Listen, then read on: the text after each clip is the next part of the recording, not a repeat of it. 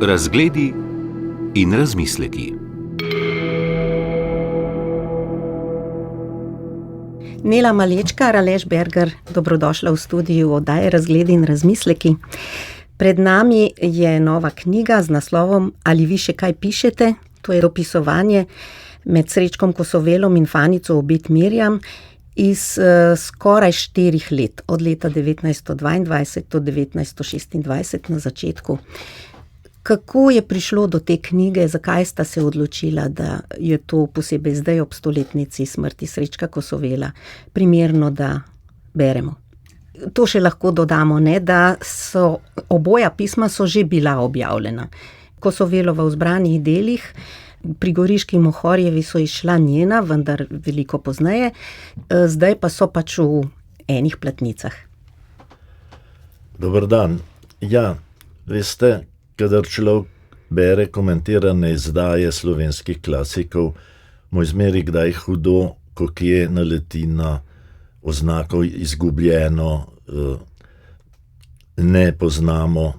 In ta primer je bil v Kosovelovi korespondenci v zbranih delih, ki jo je zgledno uredil Anton Ocvirk, pri pismih Fanice Obidove kar naprej. Prejel sem vaše pismo v opombi nepoznano.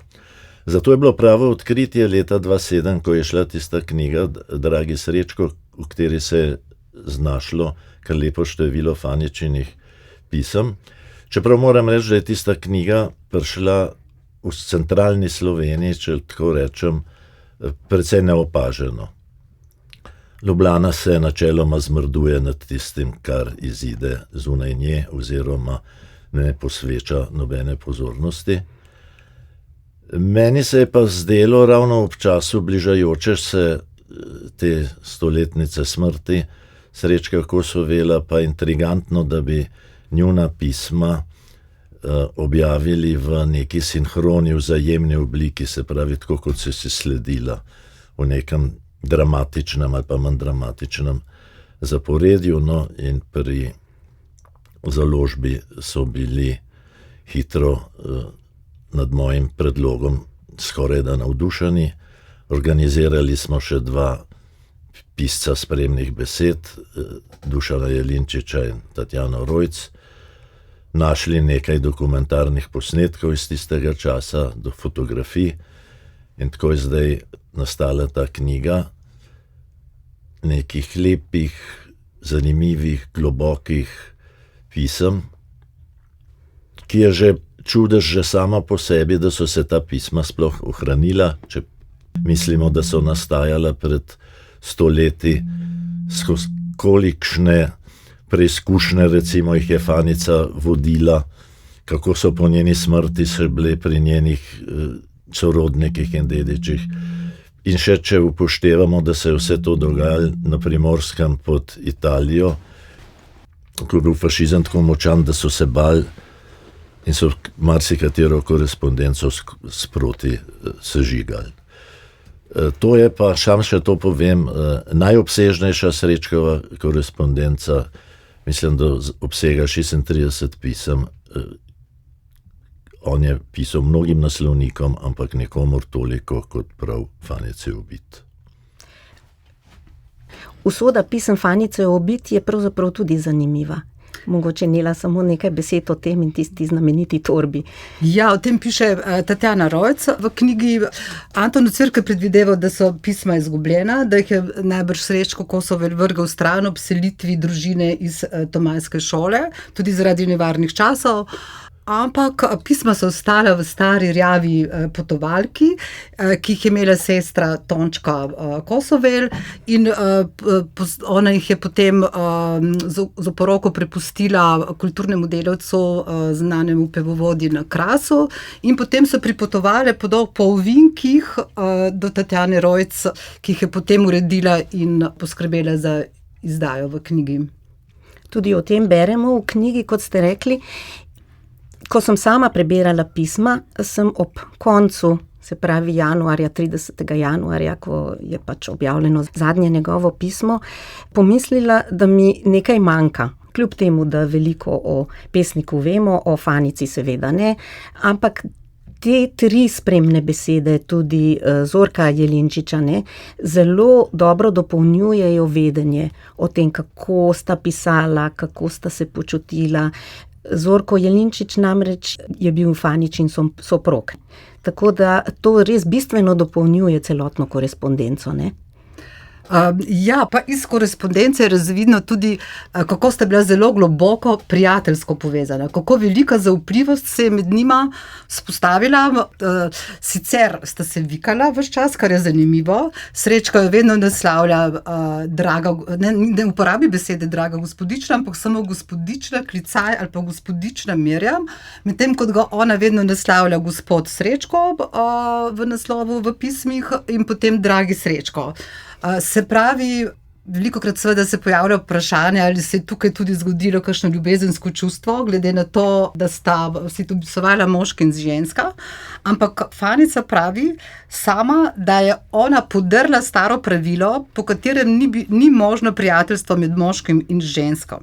Sem pofantena in to pravi zato, ker ona takrat na nek način živela na tak način, kot je bilo dovoljeno moškim, ne pa ženskam. Se pravi, delovala je javno, borila se je proti fašizmu, vzgajala v smislu feminističnih pravic, da so ženske enakopravne moškim.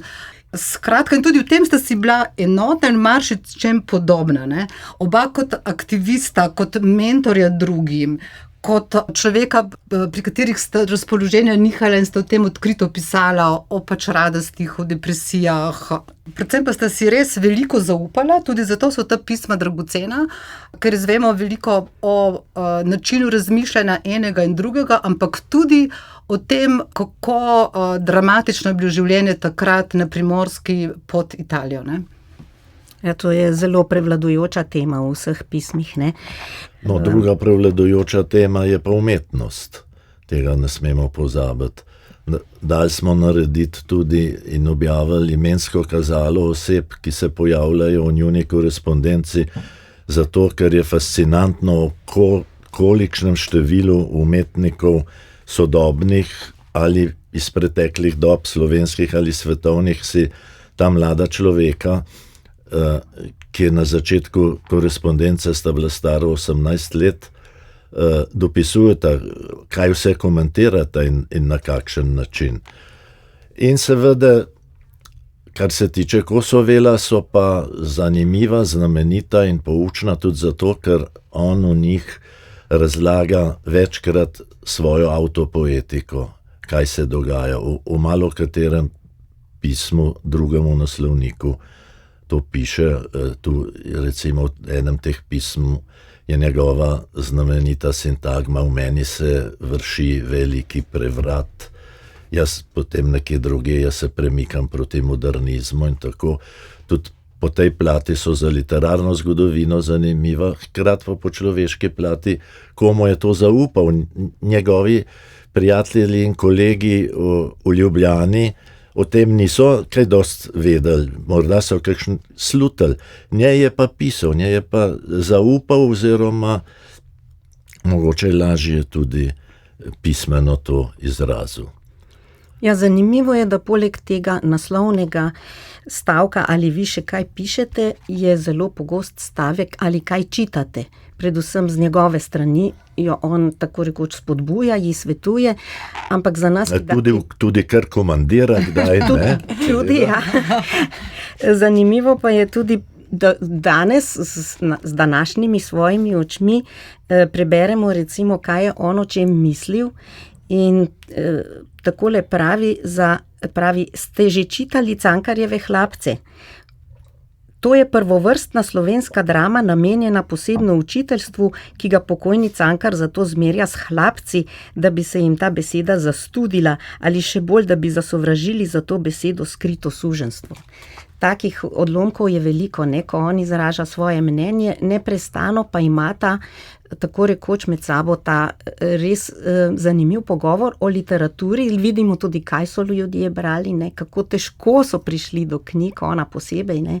Ves čas si tudi ponuja svoje knjige in da naj le pove, da jih bo posodil pa to.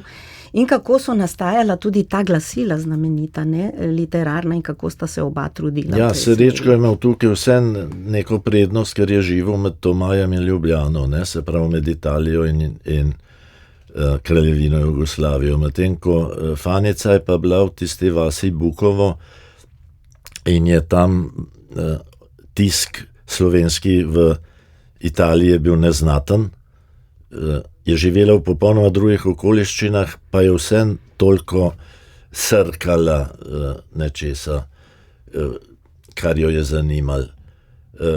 Jaz moram reči, da nisem prehud privrženec današnjega feminizma, njegovih pojavnih oblik in deklaracij, ampak v Fanici pa iz njenih pisem mi veje in slutam nek prvinski, avtentičen feminizem, neko samozavest dekleta, ki ve, da je ona ravno tako upravičena se učiti, vedeti razne stvari, komentirati razne stvari, voditi svoje življenje, kot si ga sama predstavlja. In po tej plati bi bila lahko vzor marsikaterim današnjim predstavnicam tega gibanja, oziroma bi bilo čist umestno, da bi se z njenimi stališči spoznale. Ob tem pa je tudi zanimivo, da je večkrat zelo šegava, morda bolj kot Srečko, ko se ona začne razpisati in slika razmere na vasi ali pa kakšne poskuse italijanskih kavaljerjev do nje ali pa karkoli iz vaškega življenja, se njeni komentarji včasih razrašajo prav v humorno smer. Ampak tudi on je hudomušen, on pravi, recimo, pišite mi o vsem, o čemer hočete govoriti in o čemer nočete. No, ampak samo še mogoče besedo o tem feminizmu, ne. Pri Fanici je zanimivo, da je bila dvojno zatirana. Nekaj zato, ker je bila pač dekle, nekaj pa zato, ker se je šolala v tem konviktu Francesca Skodnika in neverjetno se zdi, da celo pesmi ni smela pisati, no, še to so ji tako rekoč cenzurirali, ne. Ja, to je bilo le na prelomu stoletja, ko so ženske sploh začele vstopati v javno življenje, ne. In ona je vedela s tem svojim razmišljanjem in načinom življenja, tudi sama piše v pismih, bom povzročila razdor v rodbini. Se pravi, najprej doma v družini in potem tudi naprej v šoli, ko je bila dijakinja učiteljišča v Tolminu. Ker je tudi vodila upor in potem sama prevzela odgovornost za to in sama zapustila potem učiteljišče. Se pravi, bila je res uporna, samozavestna, čeprav po konstituciji šibka, ampak je neverjetno, kako je sledila svojim načelom, ne. Tudi očeta je imela precej strogega in, kot se bere, starokopitnega, da je domači župnik ga prepričal, da jo je dal šolati. Ta konvikt v Tolminu je bil pa z namenom, da se bodoče učitelje, slovenske učitelje v Italiji čim bolj poitalijanči, čim bolj vzgoji v italijanskem duhu. Zato se je Fanica temu upirala. Res je bil pa tudi potem zelo kmalu opuščen, ko je po Gentilijevi reformi bila sploh pouk v slovenščini prepovedan, tako da teh neposrednih produktov tega poitalijančevanja ni bilo čutiti. Ja, še tale pisma Srečkova, če jih gledate, Fanici, če jih gledate v rokopisnem oddelku Nuka, skoraj na vsaki kuverti je datum z njeno pisavo, kdaj ga je prejela. Datiral je že Srečko pač v Tomaju ali pa v Ljubljani, potem je pa še to, ne, tako da je bilo prav zgleda to nekje v nekem predalu ohranjeno. Ja. In tudi potem ona je relativno mlada umrla, leta 40, se pravi, ko Srečko še ni bil priznan, ničim najmanj, Se pravi, da je njen mož, vdovec, kar ni bil pač po italijanskih zaporih, tista pisma varoval in njeni hčeri tudi, da so potem prišla do urednika zbranih del. Tako da ni samo to, da imajo knjige svojo usodo, kar pravi latinski pregovor, ampak tudi pisma književnikov imajo, kaže svojo usodo in kakšne usode so srečne, kot je ta naš današnji primer. Ja, in zelo redke so korespondence, ker sta oba naslovnika, ne? Ker obstajajo pisma obeh. Ne? Običajno se ohrani samo od enega. Ne? Tako da recimo pri založbi Mladinska knjiga so šla tudi pisma Kajuha in Silve Ponikvar, to je tudi ena od redkih korespondenc, recimo. Več stvari je, ki človeka presenetijo, ko se loti branja teh pisem, med drugim to, kako neverjetno zreli osebnosti sta bili in kako sta to izražali v jeziku. Tudi ona, čeprav pravzaprav je slovenščina ni bila ravno takrat prvi in najbolj podpirani jezik, ne, v šoli in tako. Kar je mene, ne bom rekla presenetilo, ampak da si vesel, ko naletiš na tak odlomek, kjer Srečko Kosovel napiše del pisma, ki je dejansko poezija. Ne? Recimo tukaj imam samo en kratek odlomek. Danes je pa lepa nedelja in vse strehe so s soncem oblite. Vidi se, da je praznik, kakor da spremlja čudovita melodija vsak korak in da zajame človek iz oči iskano življenje. Komaj čakam, da odidem domov. So odlomki, ki so dejansko kot pesem v prozi, recimo, ne? Jaz sem ob branju teh pisem pomislila, da sta oba tako intenzivno in polno živela in tako zgodaj odrasla, ker tudi pišeta o tem slutni smrti. In zato sta potem pač oba res, mislim, bila zrela kot človeka in Kosovel pa tudi kot umetnik. Ne? Še nekaj je, po čemer so zanimiva predvsem njena pisma. Vidi se, kako je bilo kljub italijanski zasedbi in dost nasilnem obnašanju italijanskih oblasti, kulturno življenje tudi v tako mehni vasi, kot je Bukovo, razvejano. Imeli so bralni krožek, ona je vodila bralni krožek, knjige so prihajale, meni se zdi, iz 3 možnih naslovov in jih je ona mogoče celo svojim kakšnim manj pismenim prijateljcam brala, ne? V knjigi je tudi slika z tega bralnega krožka. Potem je podatek, ki morda v teh pismih niti ni omenjen, da je režirala 3 igre na vaškem odru.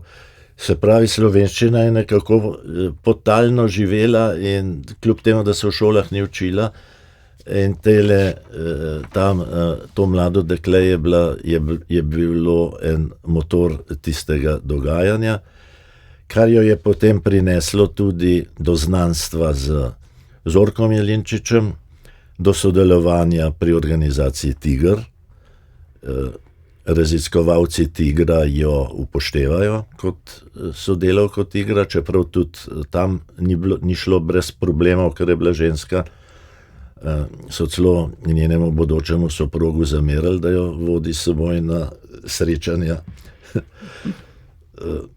Tako da, kot pravim, ta korespondenca je zanimiva z mnogih vidikov. Veliko vstopov je vanjo. Od popolnoma človeške plati do literarno-zgodovinske, do recimo etnološke celo, do čist zgodovinske. Tako da sem prav vesel, da smo jo naredili.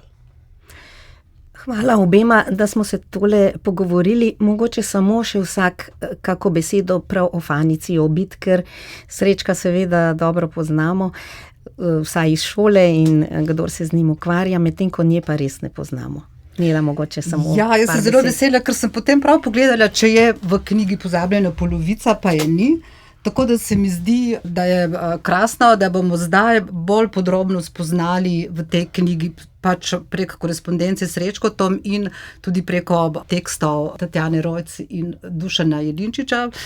Tekst Zorkota Jelinčiča pa je ponatisnjen iz zbranih del Srečka Kosovela, ker je ta tekst napisal na pobudo Ocvirka takrat. Najlepša hvala obema in res smo zadovoljni, da lahko zdaj beremo ta pisma in spremne besede, ki jih pojasnjujejo. Razgledi in razmisleki.